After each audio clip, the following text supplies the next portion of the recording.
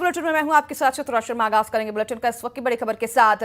पहलगाम आतंकी हमले की जांच में एनआईए को बड़ा सुराग हाथ लगा है। सूत्रों के मुताबिक पकड़े गए ओजीडब्ल्यू की पूछताछ में यह सामने आया है कि आतंकी हमले से 2 दिन पहले बैसरन घाटी में मौजूद थे और 15 अप्रैल को पहलगाम पहुंचे थे।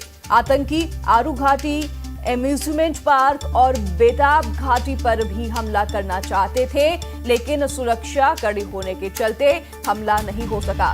जांच में 20 ओवरग्राउंड वर्करों की पहचान हुई है, जिनमें से कई गिरफ्तार किए जा चुके हैं। साथ ही सैटेलाइट फोन के इस्तेमाल के भी पुख्ता सबूत मिले हैं।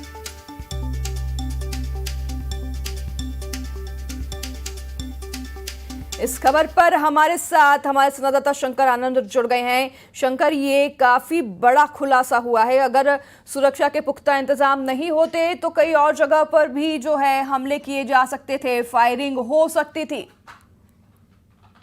देखिए, जिस तरह से केंद्रीय जांच एजेंसी एनआईए के द्वारा इस मामले में विस्तार से तफ्तीश की जा रही है और इसी तफ्तीश के दौरान में कई महत्वपूर्ण जानकारी निकल के सामने आई है, लेकिन जिस तरह से इस मामले में ये जानकारी मिली है कि करीब 2 से 3 दिन पहले ये आतंकी मौके पे पहुंचने के बाद उस इलाके का रेकी किए और इस बात का भी पुख्ता सबूत मिले हैं कि कहां से निकलना है और कहां से आना है। इस मामले को लेकर पूरे उस रूट को जो है समझा गया था।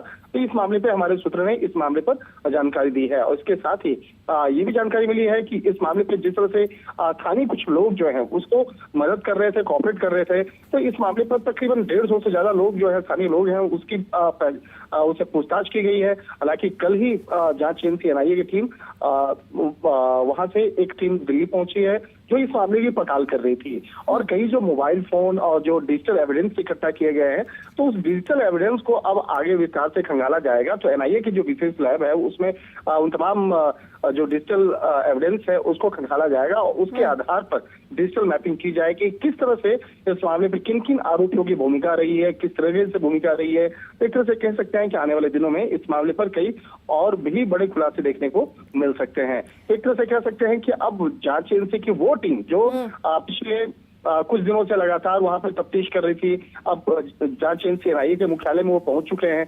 अब पहुंचने के बाद इस मामले पर विस्तार से जानकारी एनआईए के जो चीफ हैं उनको भी देंगे और किस तरह से तफ्तीश का दायरा आगे बढ़ाना है। फिर इस मामले में जो टेररिज्म से जुड़े हुए मामले में जो विशेषज्ञ हैं उनके साथ में भी बैठ करके एनआईए मुख्यालय में इस मामले पर चर्चा होगी और कहा जा सकता है कि आने वाले दिनों में कोर्ट के माध्यम से, कोर्ट में जब इस मामले की एक रिपोर्ट सौंपी जाएगी तभी इस मामले पर विस्तार से औपचारिक तौर पर तमाम जानकारी निकल के सामने आएंगे। ठीक है शंकर, बहुत धन्यवाद आपका तमाम जानकारी विस्तार से साझा करने के लिए दर्शकों के साथ। ये काफी बड़े सुराग जो हैं हाथ लगे हैं सेना के। अब इसमें और भी गिरफ्तारी हुई है और ये भी बड़ा अहम सुराग हाथ लगा है कि और भी कई जगहों पर हमले करने के फिराक में थे आतंकवादी, लेकिन कड़ी सुरक्षा की वजह से उनके